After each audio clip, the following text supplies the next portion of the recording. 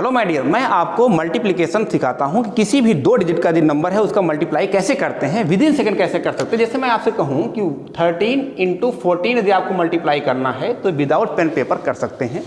एक बात याद रखें, किसी भी नंबर में यदि आगे 1 लिखा है तो बेटा कुछ नहीं करना है। 3 4 जा या 4 3 जा 12 लिखा, 1 कैरी था उसको याद रखें।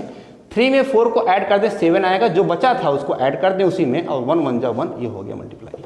इससे आसान नहीं हो सकता। ये मैंने कब कहा, जब बेटा नंबर के आगे 1 लिखा हो 2 डिजिट में। जैसे मैंने आपसे कहा कि 16 का यदि आपको 13 से मल्टीप्लाई करना है तो 3 6 जा 6 3 जा बोले या 3 6 जा बोले, 18 का 8 लिखा और 1 कैरी रखा और इन दोनों को ऐड कर दिया, 6 3 9 और 9 1 ऐड करेंगे 0, फिर एक कैरी बचा, उस कैरी को यहाँ रखेंगे, 1 1 जा 1 that is 2, that is the answer. आप कहोगे सर यदि 1 है तो आपने कर लिया, यदि नंबर 1 नहीं होगा तो क्या करेंगे? मेरे लाल इधर देखो, यदि 23 में यदि आप 46 से मल्टीप्लाई करते हो तब भी हो सकता है, लेकिन अब यहाँ पर थोड़ा सा लोचा है। यहाँ आपने मल्टीप्लाई जब मैंने आपको सिखाया तो मैंने कहा कि इसका जब मल्टीप्लाई करेंगे इस नंबर को ऐड कर देंगे, जानते हो यहीं से इसको निकाल करके मैंने बताया था। वैदिक मैथ्स में हर चीज़ें जो आती है वो एक कंसेप्ट बेस्ड होता है। जैसे मैं आपसे बोलूँ कि इसका मल्टीप्लाई एक लाइन में लिखना है तो आपने कहा 6 में 3 से मल्टीप्लाई करेंगे 18 आएगा, 1 कैरी रखा।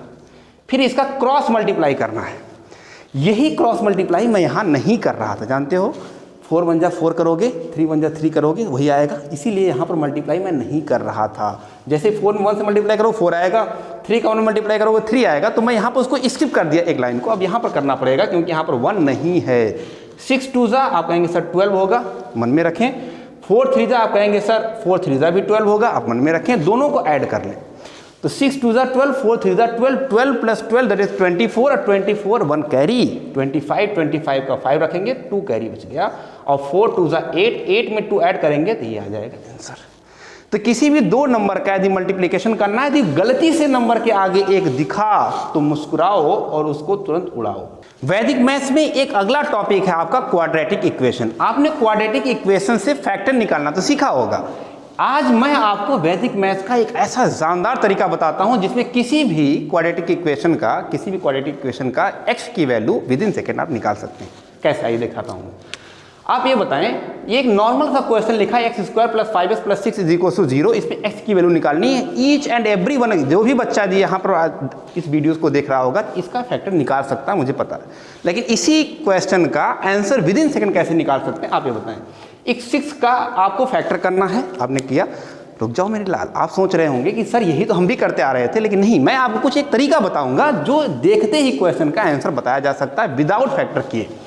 6 का फैक्टर करेंगे 3 × 2 दैट इज 2 + 3 + 2 ऐड करने 5 आ रहा है। कहने का सेंस इसका फैक्टर 3 और 2 ही होगा।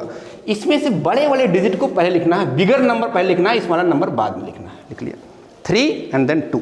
अब ये बताएं, यहां पर यदि प्लस है तो इस साइन को चेंज कर देना है। यदि ये प्लस है तो ये माइनस हो जाए, कल को यदि ये माइनस होता तो ये प्लस हो जाता। अब ये कैसे बदलेगा? एक बात बताएं, जब भी टीचर आपको पढ़ाता है, यदि आपको टीचर पॉजिटिव एटीट्यूड का लगता है तो आप क्या करते हो, आप अपने अस्तित्व को खो करके उस टीचर को फॉलो करते हो। कहने का सेंस है, यदि आपकी लाइफ में कोई पॉजिटिव बंदा मिलता है तो आप उसको फॉलो करते हो, निगेटिव मिलता है तो आप कहते हो कि सर जैसे आप हो आप रहो, मैं नहीं बदलने वाला, क्योंकि आप ही नहीं बदल रहे हो तो मैं क्यों बदलूं। ये पॉजिटिव है, इसका अस्तित्व पॉजिटिव है, तो ये इसके यहाँ पर देखेंगे जैसे ही आपको पॉजिटिव दिखा ये कहेगा मैं अपने साइन को बदल दूंगा। आप नहीं समझे मेरी बात, अभी यहाँ पर समझाएंगे। ये प्लस, ये साइन कैसे बदलेगा, ये साइन बदलेगा इसके हिसाब से। ये बी पॉजिटिव है यहाँ पर, अरे भाई क्वाड्रेटिक इक्वेशन का जनरल फॉर्म होता है, मैं वो नहीं बता रहा हूँ जो आप, ये जनरल फॉर्म होता है, मैं ये नहीं आपको समझा रहा हूँ। ax² + bx + c = 0 that is the general form of quadratic equation. मैं आपको सॉल्व करना सिखा रहा हूँ। मैंने कहा आज b प्लस है तो ये अपने अस्तित्व को खो करके माइनस हो जाएगा। बस सिंपल सही आपका आंसर था। ये दोनों x की वैल्यूज हो गई -3 and -2 that is the 2 values of x। अब आप सोचेंगे सर यदि यहाँ पर कुछ होगा तो क्या हो सकता है। ये से आसान तरीका नहीं हो सकता। जिससे मैंने यहाँ पर एक क्वेश्चन लिखा, इसे करना आसान था यदि आप अपने तरीके से करते, लेकिन यहाँ करते तो फंस जाते हो। लेकिन अब यहाँ कैसे करना, मैंने कहा इन दोनों नंबर का, ये आप जानते हो, ये मैं आपको नहीं सिखा रहा कि इसको कैसे मल्टीप्लाई करते हैं। इनका जो मल्टीप्लाई करोगे √3 × √3 दैट इज 3, 3 × 2 दैट इज 6। अब इस चीज़ को इस तरीके से तोड़ना है कि प्लस माइनस करने पर 5 बने, तो आपने कहा सर 3 और 2। तो पहले बड़ा वाला नंबर पहले लिखेंगे, छोटा नंबर बाद में लिखेंगे, bigger number then smaller number. ये सिंपली हमने आपको बताया। अब यहाँ पर यदि माइनस है ना बेटा तो ये प्लस हो जाएगा। This is minus, B minus में है तो ये बदलेगा, यहाँ पर प्लस था ये माइनस हो गया, बस कुछ नहीं करना था। इसी में बदलने में लोचा है और यही आपको समझना है। ये बच्चा जो बच्चा समझ गया वो क्वेश्चन को इजीली कर पाएगा। यहाँ पर ये कैसा है, ये अस्तित्व बदलेगा इसका। आज बी निगेटिव है तो कहेगा सर यदि आप निगेटिव हो तो मैं नहीं बदलूंगा, यदि ये प्लस है तो प्लस ही रहेगा। मैं यही आपको समझा रहा था। कल जब ये बदल रहा था इसके अकॉर्डिंग तो ये प्लस में था तो अपने अस्तित्व को खो दिया। आज ये माइनस में है तो ये नहीं खोएगा, कहेगा जैसा मैं हूँ वैसा हूँ। अब एक प्रॉब्लम और है, यहाँ पर कुछ नहीं था तो मैंने इसको ऐसे छोड़ दिया था। आज यहाँ पर √3 तो उसी √3 से बेटा डिवाइड कर लेना, यही तुम्हारा आंसर होगा। इसको डिवाइड करेंगे तो इसको और सॉल्व करेंगे तो ये हो जाएगा √3, दैट इज 3 इज √3। ये तो आप जानते हैं क्योंकि इतना मैथ आप जानते हैं। √3 get cancel out, this is the √3 and next one is 2/√3। This is the 2 values of the x। This is the short form to find out the values of x from a quadratic. My dear, video की series में Vedic maths का जादू मैं आपको दिखाता हूं कि एक क्वेश्चन है जो प्रॉफिट लॉस का है और सिंपली इस क्वेश्चन को हर एक बच्चा लगा सकता है। मैं यदि आपको 5 मिनट दे दूं इस क्वेश्चन को लगाने के लिए तो उम्मीद है कि 5 मिनट के बाद ये क्वेश्चन आप लगा लें, लेकिन इसी क्वेश्चन को विदिन 5 सेकेंड भी लगाया जा सकता है। वो है वैदिक मैथ्स का कला। दिखाता हूँ। मैंने आपको परसेंटेज पढ़ा रखा है बेटा 12.5। देखो पहले एक बार क्वेश्चन को मैं आपको सिंप्लीफाई कर दूँ। An item is sold for 9,000 rupees making a 12.5% profit, what is the cost price of this item. एक कोई आर्टिकल है जो 9,000 में बेचा गया, दैट इज सेलिंग प्राइस दिया है। यदि आप बच्चे तैयारी में हो, आप किसी कोर्स में इनरोल्ड हो तो आप इतने बेसिक सा क्वेश्चन आप जानते होंगे, आपने किया भी होगा, क्लास 6 से पढ़ाया जाता है। प्रॉफिट आपको दिया गया है, दैट इज प्रॉफिट आपको गिवन है, दिस इज द 12.5%। और आपसे पूछा गया what is the cost price of this item, this article, इस आर्टिकल का कॉस्ट प्राइस क्या। नॉर्मली आप जो फॉर्मूला लगाते हैं मैं आपको बता दूं, लेकिन ये लगाना नहीं है। Profit percentage is equal to selling price minus cost price upon cost price into 100%। This is the formula of the cost profit percentage.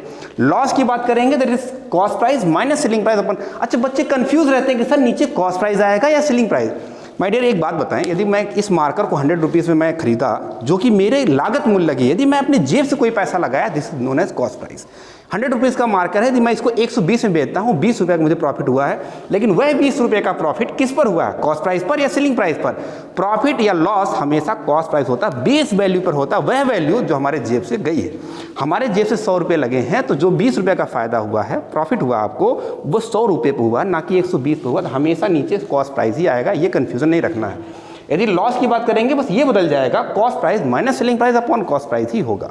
लेकिन ये फार्मूला आपको नहीं लगाना है क्योंकि ये बच्चों की कहानी थी जो आप पढ़ करके आ चुके हैं।